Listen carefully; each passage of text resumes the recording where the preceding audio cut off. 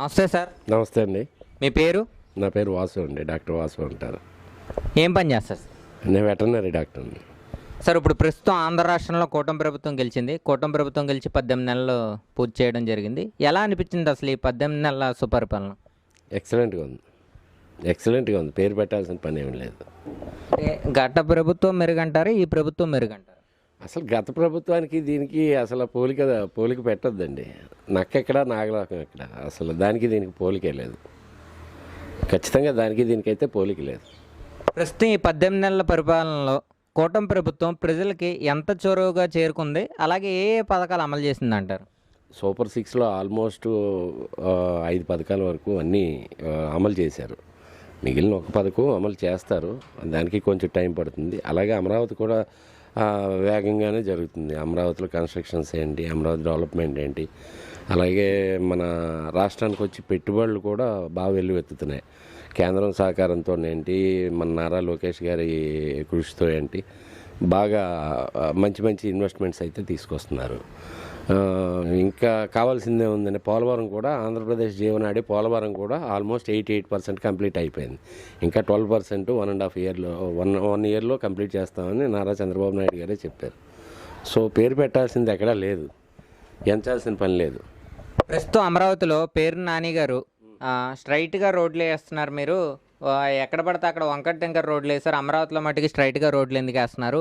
అలాగే అమరావతిలో రైతులు భూములు ఏవైతే ఉన్నాయో లాక్కోవద్దని చెప్పి పేరు నాని వ్యాఖ్యలు చేస్తున్నారు. దీనిపై మీ అభిప్రాయం ఏంటి సార్? పేరు నాని గారికి తెలియదు ఏం కాదు, ఆయన మినిస్టర్గా చేశారు. ఒక టౌన్ ప్లానింగ్ అని ఒకటి ఉంటుంది. ఏ టౌన్ కన్నా సరే టౌన్ ప్లానింగ్ అని ఒకటి ఉంటుంది. ఆ టౌన్ ప్లానింగ్ ప్రకారం రోడ్లు వేస్తారు తప్ప ఎవరిష్టం వచ్చినట్టు వాళ్ళు రోడ్లు వేయడానికి ఉండదు. టౌన్ ప్లానింగ్ వాళ్ళు చూసుకుంటారు.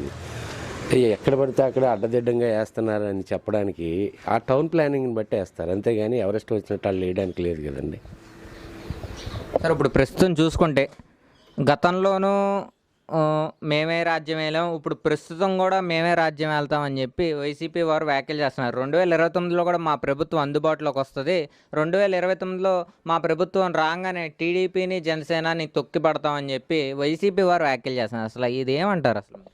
అసలు వాళ్ళు అలా అనుకోకపోతే బతకలేరు. ఎందుకంటే వాళ్ళ పార్టీకి మనుగడే లేదు. టు బి ఫ్రాంక్, ఇప్పుడు జనరల్గా ఒక విషయం చెప్పండి. మీరు రేపు పొద్దున్న మేము వచ్చిన తర్వాత అది చేస్తాం ఇది చేస్తాం అని చెప్పడం మానేసి రప్ప నరుగుతాం, వాళ్ళని ఇది చేస్తాం వీళ్ళని అది చేస్తాం అంటే వాళ్ళ చేతిలో అధికారం లేనప్పుడే ఇంత రెచ్చిపోతుంటే రేపు పొద్దున్న అధికారం వస్తే రాష్ట్రాన్ని రావణ కష్టం చేసి పడేస్తారు. అసలు జరగదండి, అది నథింగ్.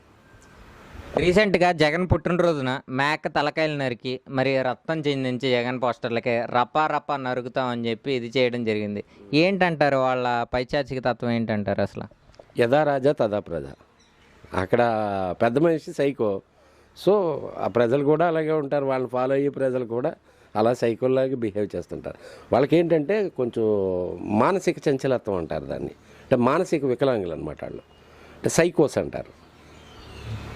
సార్, ఇప్పుడు మనం చూసుకుంటే కనుక గతంలో మేమే సంక్షేమం చేసాము, ఇప్పుడు గతంలో మేమే అభివృద్ధి చేసాము, ఇప్పుడు కూటమి ప్రభుత్వం వచ్చిన తర్వాత మోసపూరిత హామీలు తప్ప సంక్షేమం కానీ అభివృద్ధి కానీ ఏం కనబడతలేదని వైఎస్ఆర్సీపీ కార్యకర్తలు మరియు జగన్మోహన్ రెడ్డి ఆరోపిస్తున్నారు. దీనికి మీరేమంటారు? అసలు అయ్యో ఎందుకు చేయలేదు, బ్రహ్మాండంగా చేశారు. 5,000 రూపాయలు పెట్టి 5,000 రూపాయలు జీతం ఇచ్చేసి వాలంటీర్లను పెట్టేశారు. చేపలు తోముకోమని చెప్పి డిగ్రీ వాడిని అక్కడ పెట్టారు. మందు అమ్ముకోమని గ్రాడ్యుయేట్స్ని అక్కడ పెట్టి మందు అమ్మించారు. అమ్మో తక్కువ డెవలప్మెంట్ వాళ్ళు చేసింది.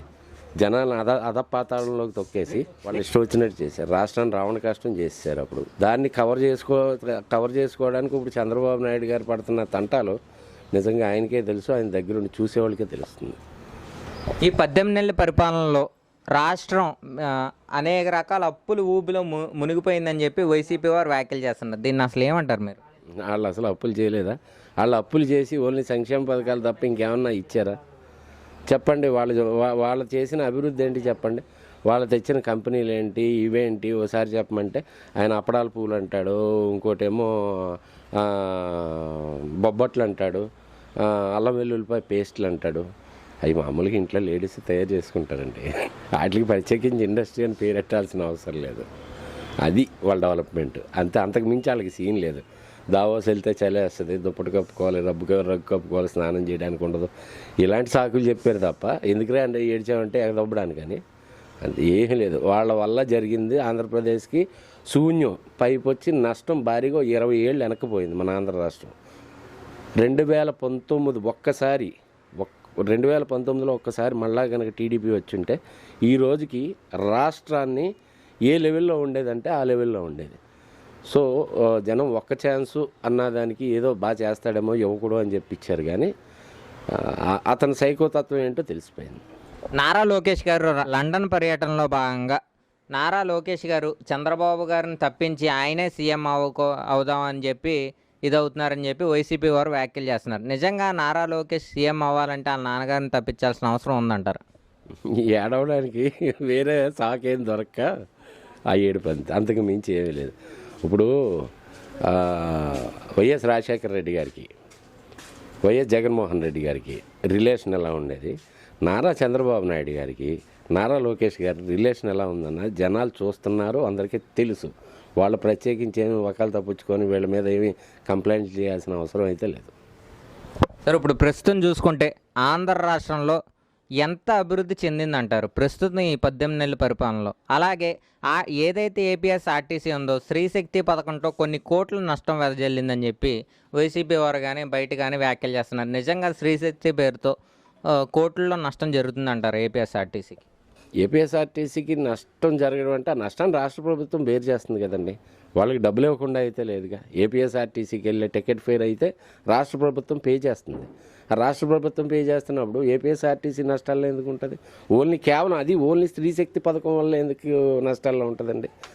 అది ప్రూఫ్లెస్ అనమాట, proofless argument. That is proofless argument. అసలు అదేమీ లేదు.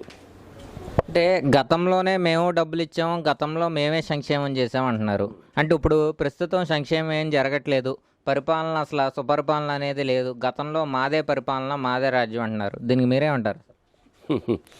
ఎవడో లెట్రిన్కి వెళ్ళిపోయి బోర్లో పడి చిచ్చి ఎదవో రచ్చి వచ్చింది కాదన్నట్టు. అలాగా వాళ్ళు చేయలేరు, చేసేవాడిని ఏదో పేర్లు పెట్టాలి అంతే, అంతకు మించి ఏమీ లేదు. అలా పేర్లు పెట్టకపోతే వాళ్ళ పార్టీకి మనుగడ లేదండి. ఎవడో గుర్తుంచుకోడు. వాళ్ళు సైలెంట్గా ఉంటే నెల తర్వాత మర్చిపోతారు జనాలు. అందుకని వాళ్ళ మనుగడ కాపాడుకోవడం కోసమే వాళ్ళు ఎటువంటి నిరాధారమైన ఆరోపణలన్నీ చేస్తున్నారు. ప్రస్తుతం మీ ఎమ్మెల్యే గారి పరిపాలన ఎలా ఉందంటారు? ఎక్సలెంట్గా ఉంది, బాగుంది. అంటే ఆయన యొక్క పనితీరు విధానం కానీ ఎవరికైనా ఏదైనా కష్టం వచ్చినా కానీ అంటే ఎమ్మెల్యే గారు వెంటనే ఎలా స్పందిస్తున్నారంటారు?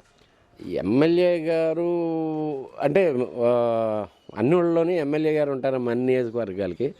మాకేంటంటే మా ఇంట్లో రిలేటివ్ ఆయన.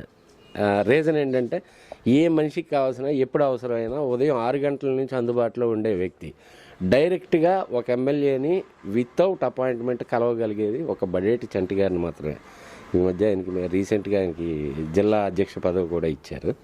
సో ఆయన సర్వీసెస్ని చూసే ప్రభుత్వం జిల్లా అధ్యక్ష పదవి కట్టబెట్టిందని చెప్పి మేము అభిప్రాయపడుతున్నాం. ఆయన గతంలో ఎమ్మెల్యే అయింది లేదు, ప్రస్తుతం ఒక్కసారి ఎమ్మెల్యేకి ఒక జిల్లా అధ్యక్షులుగా ఇవ్వడానికి గల కారణాలు ఏంటంటారు అసలు? ఆయన చేసే సర్వీసెస్ ప్రజలకు అందుబాటులో ఉండడం. సో వాళ్ళ నియోజకవర్గానికి ఇంత అందుబాటులో ఉంటుంటే జిల్లా వ్యాప్తంగా ఉన్న పార్టీ శ్రేణులకు కూడా అందుబాటులో ఉండే వ్యక్తి కావాలని ఆయన్ని జిల్లా అధ్యక్ష పదవి కట్టబెట్టి గౌరవించారు. Okay sir, thank you. Okay, thank you.